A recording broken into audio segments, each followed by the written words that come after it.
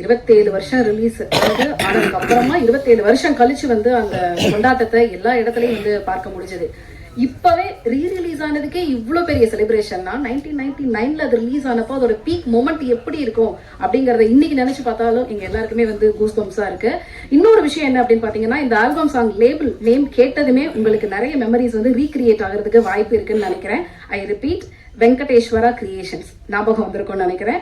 அந்த மெமரியோடவே பேச ஸ்டார்ட் பண்ணுங்க. இயக்குனர் சரண் அவர்கள்.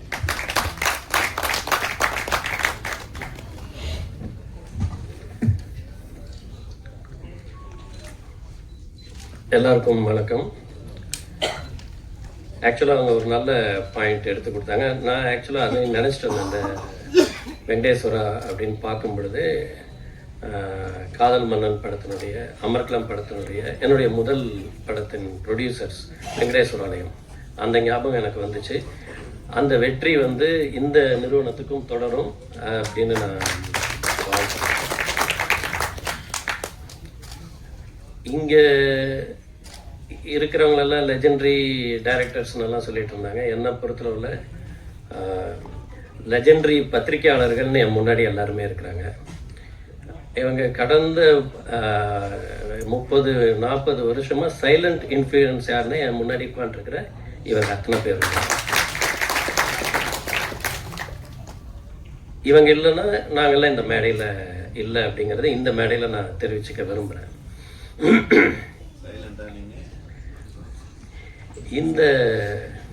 இந்த பாட்டை பார்த்தோன்னே நான் ஒரு மிஸ்டர் பாலாஜி கிட்ட நான் கேட்க விரும்புறது என்னன்னா, மீதி படம் எங்க?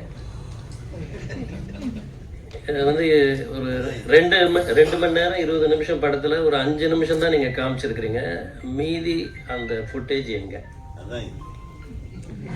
அதை எப்போ எடுக்க போறீங்க? ஏன்னா இந்த டீம் வந்து ரொம்ப நல்லா ரொம்ப ஒரு பாசிட்டிவ் வைப்போட எனக்கு பார்க்கும்போது தெரியுது. அவங்கள வச்சே நீங்கள் வந்து இந்த பாட்டையும் வச்சுக்கிட்டு நீங்கள் ஒரு படமாக இதை வந்து விரிவுபடுத்தி ஒரு பெரிய லெவலில் கொண்டு போகணும் அப்படின்ட்டு நான் விரும்புகிறேன். சரிகமா லேபிள் வந்து ரொம்ப லேசுப்பட்டவங்க கிடையாது. அவங்க வந்து ஒரு பாடலை தேர்ந்தெடுத்து அவங்க வந்து அவங்க பிளாட்ஃபார்மில் கொண்டு போகிறதுக்குன்னு அவங்கக்கிட்ட நிறைய ஒரு செக் லிஸ்ட் இருக்குது. அத்தனை செக் லிஸ்ட்லேயும் நீங்கள் வந்து பாஸ் பண்ணால் மட்டும்தான் அந்த சரிகமாங்கிற ஒரு ரொம்ப பிரபலமான, ரொம்ப பழமை வாய்ந்த, ரொம்ப சிறப்பு வாய்ந்த அந்த பிளாட்ஃபார்மில் வந்து ஒரு சாங் வந்து வர முடியும். ஸோ அந்த வகையில் இங்கேயே நீங்கள் வந்து ஜெயிச்சிட்டீங்க அப்படிங்கிறத நான் தெரிவிச்சுக்க விரும்புகிறேன்.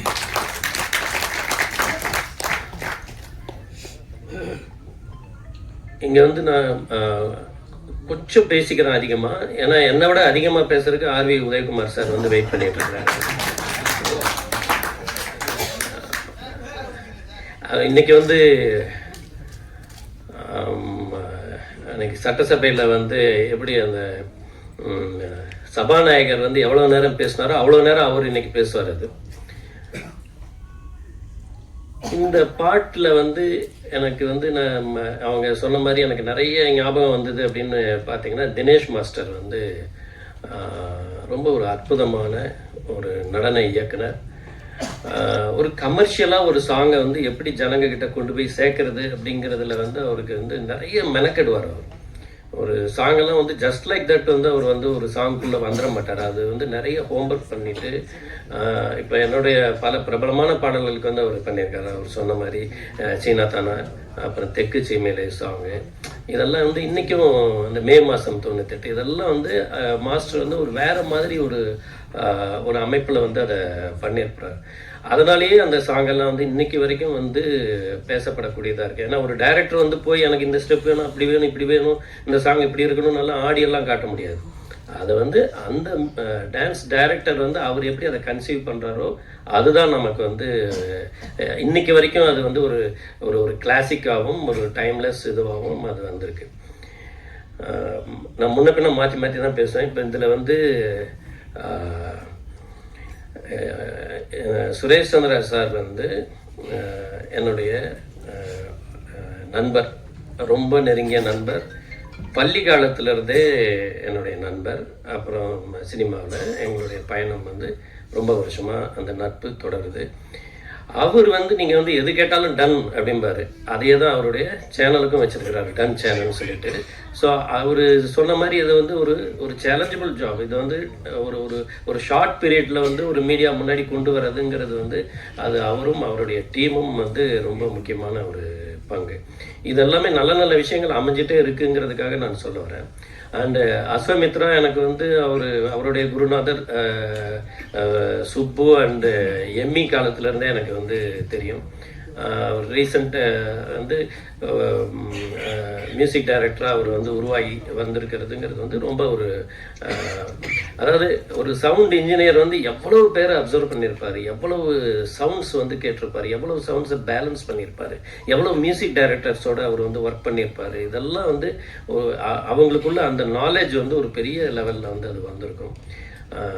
அதே மாதிரி இந்த ஃபங்க்ஷன் முடிகிறதுக்குள்ள அவங்க மிஸ்ஸஸ் ஜெயந்தி வந்து, ஏன்னா இது வந்து ஒரு பாடல் சம்மந்தப்பட்ட ஒரு நிகழ்ச்சி. அது வழக்கமாக வந்து மியூசிக்குள்ள பாட்டு வந்து நமக்கு வந்து வரிகள் என்னங்கிறது வந்து தெரியாமல் இருக்கணும், அதுதான் வந்து ட்ரெண்டு. அப்போ அந்த மாதிரி ட்ரெண்டில் வந்து அவங்க ஹஸ்பண்டே அந்த மியூசிக் வந்து ஒன்று பண்ணிட்டார் அவர். இப்போ அவங்க என்ன எழுதுனாங்கங்கிறத இந்த மைக்கில் வந்து அவங்க ஒரு தடவை படித்தாங்கன்னா நல்லாயிருக்கும். அவங்கள நம்ம வந்து ப்ரைஸ் பண்ணுறதுக்கும் ஒரு வசதியாக இருக்கும். இதை வந்து நடுவில் ஒரு டைமில் வந்து அவங்களுக்கு இந்த மேடையை கொடுக்கணும்னு நான் கேட்டுக்கிறேன்.